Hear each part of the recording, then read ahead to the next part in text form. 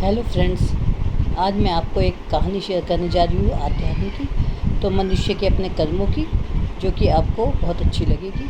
अब मनुष्य हम लोग दिन रात कुछ ना कुछ कर्म करने में लगे रहते हैं, कमाने में लगे रहते हैं। सारी ज़िंदगी हमारी कम पैसा कमाते कमाते बीत जाती है और उस पैसे को बहुत से लोग इतना पैसा जोड़ लेते हैं कि उसको समझ भी नहीं पाते कि हम इस पैसे का क्या करें। अब जब अंत समय आता है, उन्होंने पाप से पुण्य से पता नहीं किस किस तरह से इतना पैसा अर्जित किया हुआ होता है।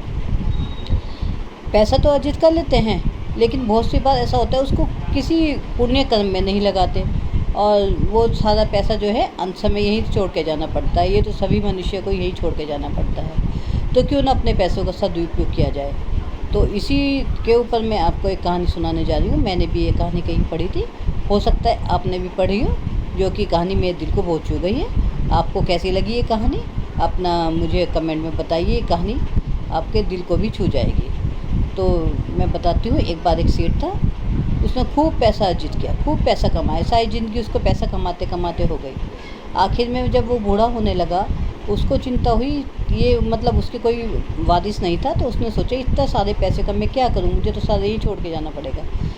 तो उसको परेशान हो गया। उसने सोचा कि मैं किसी तरह ऐसा कोई तरकीब लगाता हूँ, ये पैसा मैं अपने साथ ले जाऊँ, मरने के साथ भी अपने साथ पैसा ले जाऊँ। तो उसने मनादी करा दी कि जो कोई मुझे ऐसी तरकीब बताए जो मुझे ये सारा पैसा अपने साथ ले जाऊँ, तो उससे मैं 100 स्वर्ण मुद्राएं दूँगा। अब ये तो कोई तरकीब बता नहीं सकता था, नहीं कोई आया।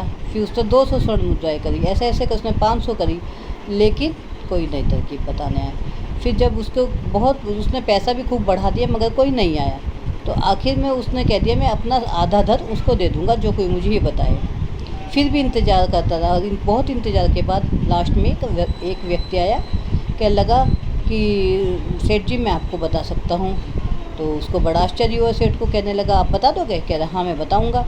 तो सेठ ने उसका बहुत आदर सत्कार किया, उसे बैठाया, आसन दिया अच्छा, और उसकी खूब सेवा पानी की। फिर कहे अच्छा अब आप मुझे बताइए। कहने लगा अच्छा ठीक है मैं आपको बताता हूँ। कहने लगे आप कभी दुबई गए हो? हाँ गया हूँ। तो वहाँ खर्चा कैसे चलाया है? कहने लगे करेंसी कन्वर्ट करके। फिर कह रहे आप कभी विदेश और यूएस से गए हो? हाँ गया हूँ। कैसे चलाया? करेंसी कन्वर्ट करके। आप और उसने इस तरह से बहुत सारे देशों के नाम लिए। तो आपने वहाँ कैसे खर्चा चलाया? तो वो बोला परेशान हो गए, उसने बहुत सारे देशों के नाम बता बता के वो थक गया। वो कहने लगा अरे बाबा मैंने बताया है ना, सब जगह जब विदेश जाते हैं तो करेंसी कन्वर्ट कराते हैं और करेंसी से अपना खर्चा चला देते हैं। तो कहने लगे जब तुम धरती पर होकर करेंसी कन्वर्ट कराते हो, तब तुम दूसरे देशों में अपना खर्चा चलाते हो, तो तुम दूसरे लोक में जाने के लिए कैसे सोच सकते हो? इसी करेंसी से दूसरे लोक में कैसे जा सकते हो? दूसरे लोक में जाने के लिए भी तो तुम्हें करेंसी कन्वर्ट करानी पड़ेगी। कैसे कन्वर्ट करानी पड़ेगी? तो कहले आपने जो पैसा लिया है, तो वहाँ जो मरने के बाद जो करेंसी चलती है, भगवान के घर जो करेंसी चलती है, वो पुण्य करेंसी चलती है। जो आप इस धरती पे जितना भी पुण्य कर्म करोगे, वही करेंसी वहाँ पे चलेगी। तो आप इस पैसे को अपने जितना भी पैसा है, जितना आपको पुण्य कर्म करोगे, उतना ही आपको वहाँ लाभ मिलेगा। तो आप इस करेंसी को पुण्य में कन्वर्ट कर लीजिए, इससे ही आपको लाभ होगा।